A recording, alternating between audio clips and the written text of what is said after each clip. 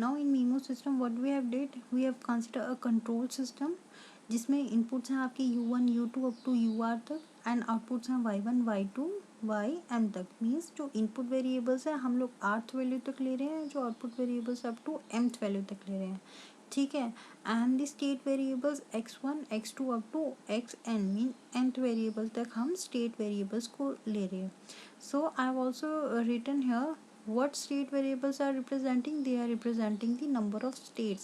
जैसे मैंने एग्जांपल बताया है, इंफॉर्मेशन जो है हमारे बॉक्स में है, तो वो बॉक्स यहाँ पे कंट्रोल सिस्टम है, आउटपुट इनपुट दी हुई है, we have to analyse the output regarding considering the information means state variables and also the input. Okay, for MIMO system हम स्टेट वेक्टर को कैसे रिप्रेजेंट करेंगे, n×1 की फॉर्मेट में। So it is written over here how to represent the matrix x equals to x1 of t x2 of t up to xn of t। उसी तरीके से input vector है जो r×1 की matrix format में है, उसको रिप्रेजेंट करेंगे। Then we will represent output vector which is the matrix format m×1। okay, the state representation can be arranged in the form of n first order differential equation।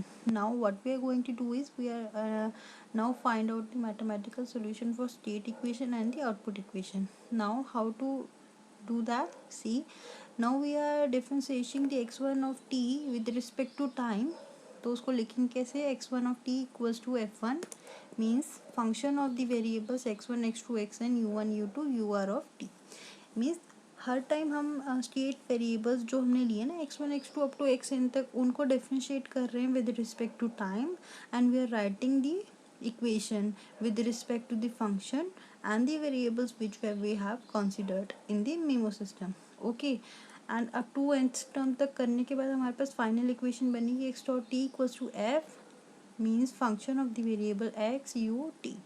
ठीक है, ये हमारी final representation किसके लिए हुई, state equation के लिए। Now output equation देखो, y1 of t equals to g1 means function g1 represent कर रहा है function of variables x1 x2 xn u1 u2 ur t। उसी तरीके से हम बाकी अप टू ym तक वेरिएबल्स लिख रहे हैं, तो हमारे पास फाइनल रिप्रेजेंटेशन क्या आ जाएगी, y of t equals to g x means जो फंक्शन है g वो किसके बराबर, किसका फंक्शन है, variables x and u t का। नाउ अब हमने क्या करना है, अब जो स्टेट मॉडल है ना उसको हम कंसिडर करेंगे for the linear time invariant system के लिए। ठीक है, हमने इसी फॉर्मेट में स्टेट मॉडल को एनालाइज करना है। So for that we have to find the state space equation and the output equation। how to do that, first we will need to include the input। how to write the input, we will in this case we will take that input means each state variables now become linear combination of किसका, system states का और input का।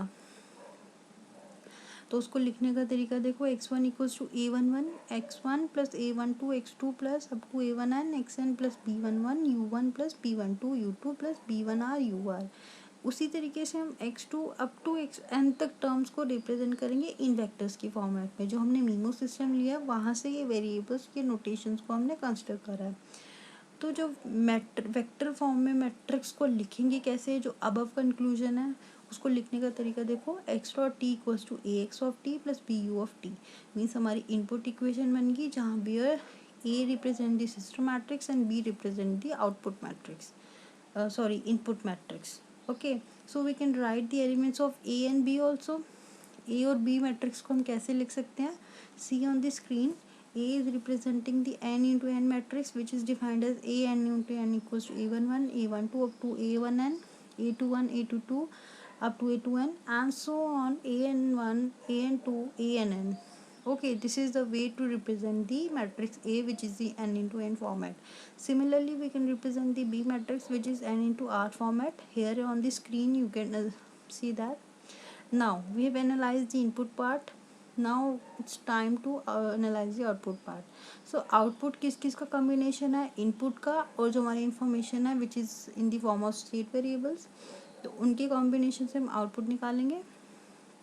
तो उसको लिखने का तरीका देखो, y1 of t equals to c11 x1 t plus cn xn t plus d11 u1 t plus d1r ur of t।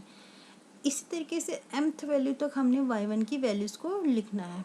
This is a general idea how to represent the equation. हम इसी को use करने वाले हैं बाकी सब चीज़ों को डिनोट करने के लिए. डायरेक्ट क्वेश्चन आएंगे वैसे ही निकालेंगे. ओके, नाउ यहाँ पे अल्टीमेट वैल्यू क्या बन जाएगी, generalise value y of t equals to c of t plus du of t, where c is the output matrix and D is the coupling matrix. Coupling किस किस के बीच हो रही है, इनपुट और आउटपुट के बीच. So I have also written here. So ultimately जैसे हमने ए और बी मैट्रिक्स को लिखा वैसे ही हम सी को और डी मैट्रिक्स को लिखेंगे. C is m into n matrix format and D is m into r format. So see on the screen how it is written. Okay, this is journal how we write the matrix format. This is only that part, so nothing new is here. So ultimately our goal is achieved.